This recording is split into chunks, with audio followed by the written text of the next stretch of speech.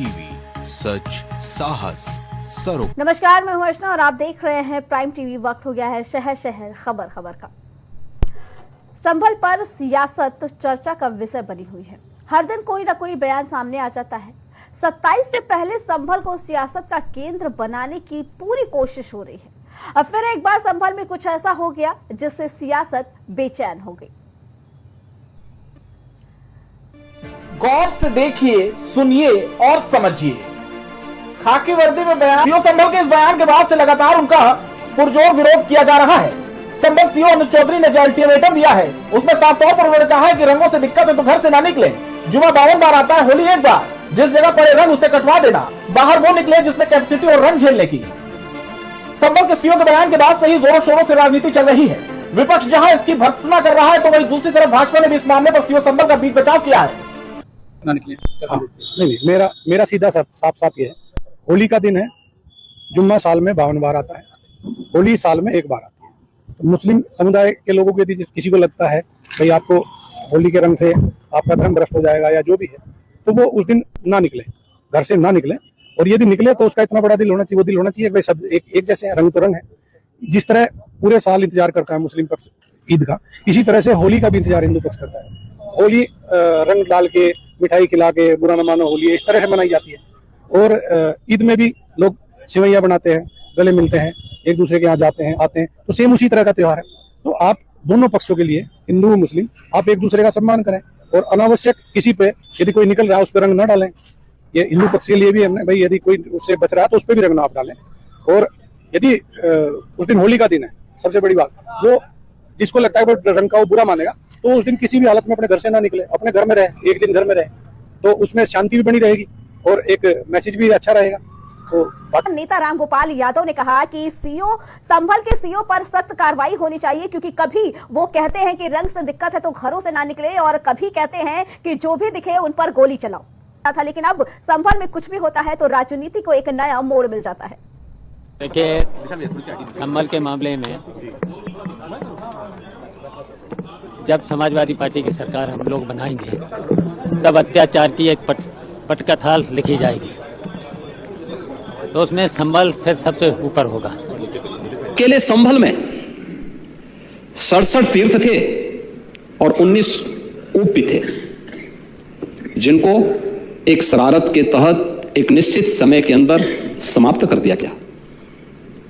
और जिनमें से 68 तीर्थों में से 54 तीर्थों को ढूंढना ये तो हमारी विरासत का हिस्सा है और हमने तो वही किया है।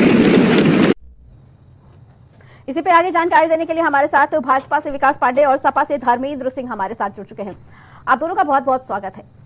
विकास जी, पहले ये जानना चाहेंगे, एक समय था जब संभल राजनीति से बचा रहता था, मीडिया में ज्यादा आना नहीं चाहता था, लेकिन अब ऐसा क्या हो गया कि संभल में अगर हवा भी तेज चलती है तो वो भी सुर्खियां बन जाती है, उसमें भी राजनीति होने लगती है। जलाने वालों से पूछिए। सबसे पहले तो आज महिला दिवस है अर्चना जी, और आपको, आपकी सारी महिला पैनलिस्ट को और इस देश की तमाम माताओं बहनों को भारतीय जनता पार्टी की तरफ से, मेरी तरफ से अंतर्राष्ट्रीय महिला दिवस की ढेर सारी बधाई, ढेर सारी शुभकामनाएं। धन्यवाद। देखिए, निश्चित तौर पर आप ये समझ लीजिए कि ये तो जलाने वालों से पूछिए कि जिन्होंने संभल को राजनीति का एपिक सेंटर बनाने की कोशिश की।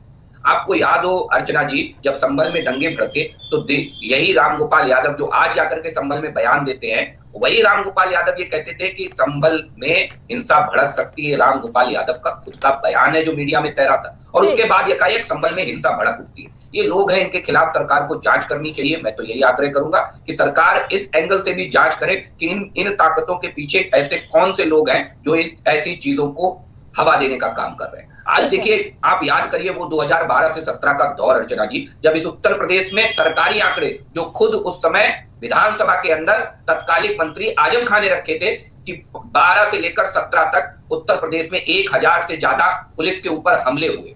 1000 से ज्यादा अर्चना जी याद करिए कि पुलिस कप्तान को उसके ऑफिस में जूतों से मारा जाता था।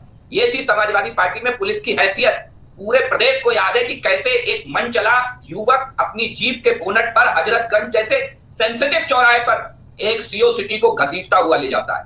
ये था उत्तर प्रदेश के अंदर समाजवादी पार्टी के समय पुलिस प्रशासन के प्रति रवैया।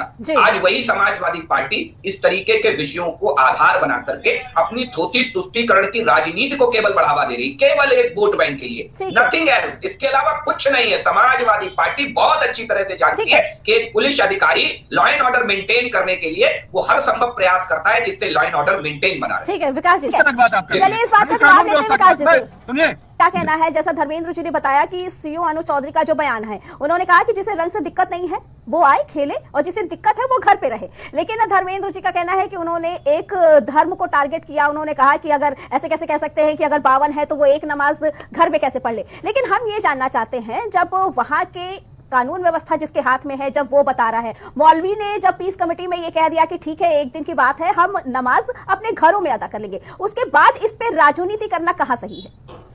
देखिए, कहावत है हमारे आपके यहाँ अर्चना जी, और वो कहावत ये है कि बेगानी शादी में अब्दुल्ला दीवाना। वो स्थिति आज समाजवादी पार्टी की इसे धार्मिक रंग देकर के अपनी रोटियां सेकने का काम आज समाजवादी पार्टी कर रही है। बड़ी बड़ी बातें कर रहे थे, बड़ी बड़ी बातें कहते कहते वो एक बात कह रहे थे, कमिश्नर हैं जो बाहर से आए हैं, दूसरे कैडर के हैं। पता कर लीजिएगा, मुझे लगता है आप भी सरकार में रहे हैं, आईपीएस आईएएस बाहर के कैडर के भी होते हैं जिन्हें तैनाती मिलती है। वो विभिन्न प्रदेशों में जाकर के उत्तर प्रदेश कैडर के कई आईएएस आईपीएस जो है विभिन्न प्रदेशों में काम करते हैं। तो दूसरी चीज मुझे आप एक चीज और समझ में नहीं आती, बड़ी तेजी से आप ये कहते हैं कि अनुज चौधरी जी के बयान का हवाला लेकर के जरा देखिए और समझिए और एक बार स्पष्ट करिए उस बयान को। और दूसरी चीज, जहां तक लाइन ऑर्डर की बात रही अर्चना जी, अनुज चौधरी कर्मचारी हैं, सरकारी मुलाजिम है, उनकी जिम्मेदारी है लॉ एंड ऑर्डर कैसे मेंटेन रहे। पुलिसिया क्या रोग होता है अर्चना जी, किसी से छुपा नहीं है। पुलिस का एक अपना तरीका होता है जिससे कि लॉ एंड ऑर्डर मेंटेन रखा जा सके। लेकिन इनकी तो खुद की सरकार ने, समाजवादी पार्टी की सरकार ने एक बाकायदा ऑर्डर पास करके कहा था कि जितने भी कांवड़ यात्राएं उनमें लाउड स्पीकर डीजे नहीं बजेंगे।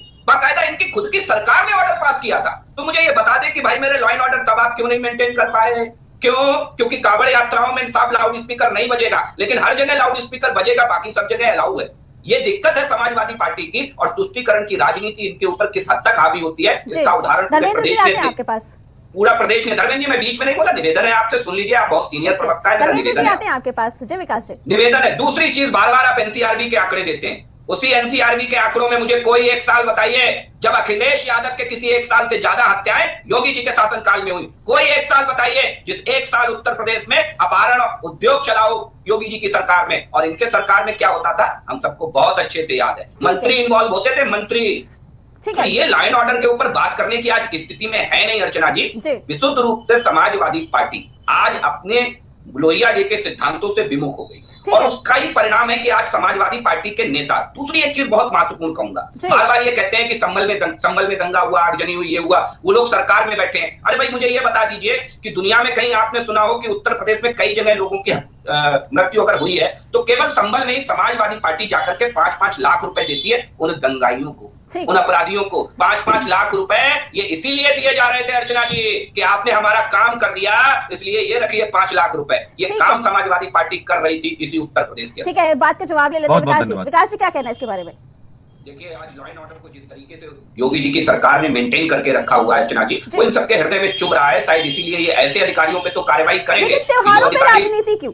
जब जनता को दिक्कत नहीं है तो त्योहारों पे राजनीति क्यों?